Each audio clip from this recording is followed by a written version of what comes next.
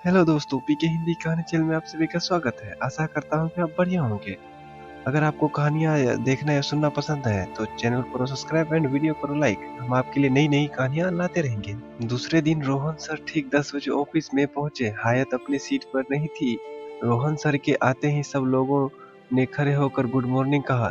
Rohan sir की नजरों में एक खाली चेयर छूटी नहीं।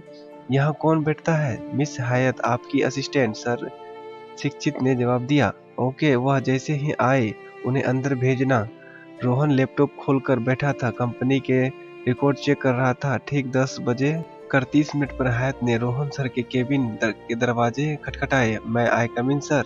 यह प्लीज सर, आपकी तारीफ। जी, मैं हायत हूँ, आपकी असिस्टेंट। मुझे उम्मीद है कि कल सुबह मैं जल्द आ जाऊंगा। आप की चेयर खाली नहीं होगी, आप जा सकती हैं। हायत नजरें झुकाकर केबिन से बाहर निकल आई। रोहन सर के सामने ज्यादा बात करना ठीक नहीं होगा। यह बात हायत को समझ में आ गई थी। थोड़ी देर बाद रोहन सर ने ऑफिस के एक स्टाफ की मीटिंग ली। Good afternoon all of you. मुझे आप सबसे इस बात पर कहना है कि कल से कंपनी के सभी कर्मचारियों का वक्त पर आएंगे और वक्त पर जाएंगे। ऑफिस में अपनी पर्सनल लाइफ को छोड़कर कंपनी के प्रायोरिटी पे ध्यान देंगे। उम्मीद है कि आप में से कोई मुझे शिकायत का मौका नहीं देगा। इतना ही कहकर आप लोगों जा सकते हैं। कितना खरास है, एक दो लाइन ज्यादा बोलता तो क्या हो, आसमान नीचे आ जाती या धरती फट जाती। हायत मन ही मन रोहन को कोस रही थी।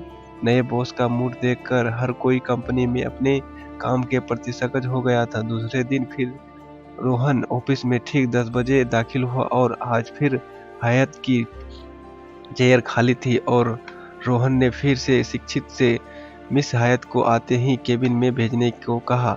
ठीक 10:30 पर हायत ने रोहन के केबिन का दरवाजा। मैं आई कम इन सर? जी जरूर, मुझे आपका ही इंतजार था। अभी हमें एक होटल में मीटिंग में जाना है, क्या आप तैयार हो?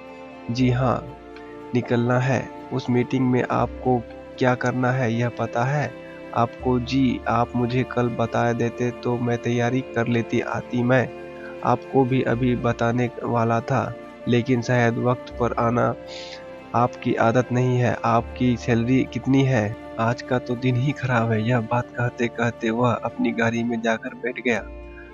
रोहन का गुस्सा देखकर हायत की थोड़ी परेशान हो गई और सहमी सहमी सी गाड़ी में बैठ गई।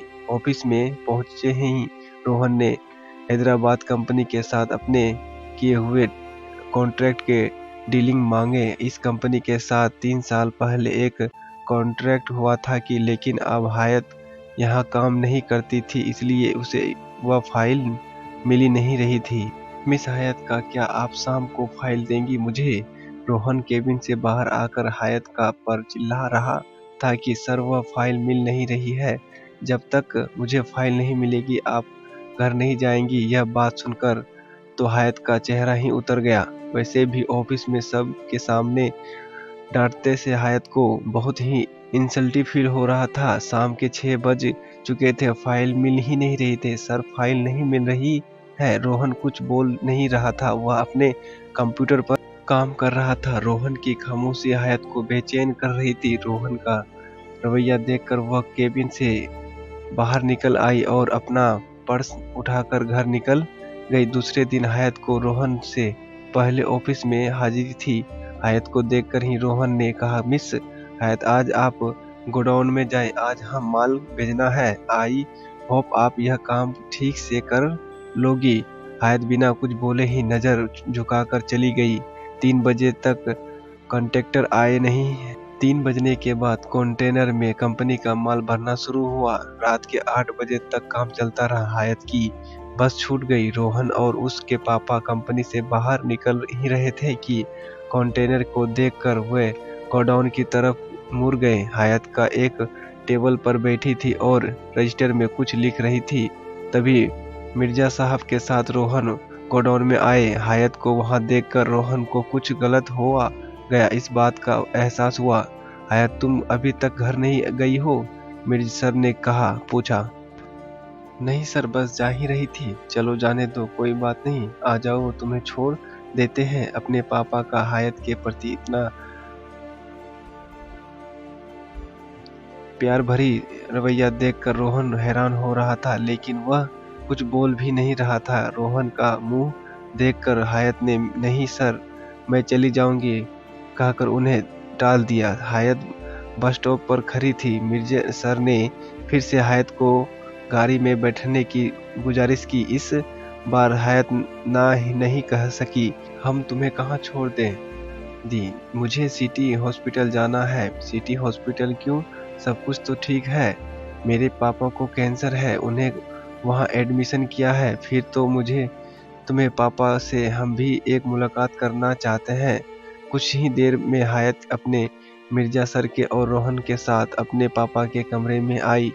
आ जाओ मेरी नन्ही सी जान, कितना काम करती हो और आज इतनी देर क्यों कर दी आने में? तुम्हें उसने बॉस ने आज फिर से तुम्हें परेशान किया क्या? हायत के पापा की यह बात सुनकर हायत और रोहन दोनों के चेहरे के रंग उड़ गए। बस अब्बू कितना बोलते हो आप? आपके मिलने मेरे कंपनी के बॉस आए हैं मिर्जा सर और इनके बेटे रोहन सर। आपसे मिलकर बहुत खुशी हुई सुल्तान मियाँ। अब कैसी तबीयत है आपकी? मिर्जा सर ने कहा। हायत की वह वजह से मेरी सांस चल रही है, बस आप जल्दी से ठीक हो जाओ। अगर आपको और आगे कहानी सुननी है तो कमेंट कीजिए और चैनल को सब्सक्राइब कीजिए।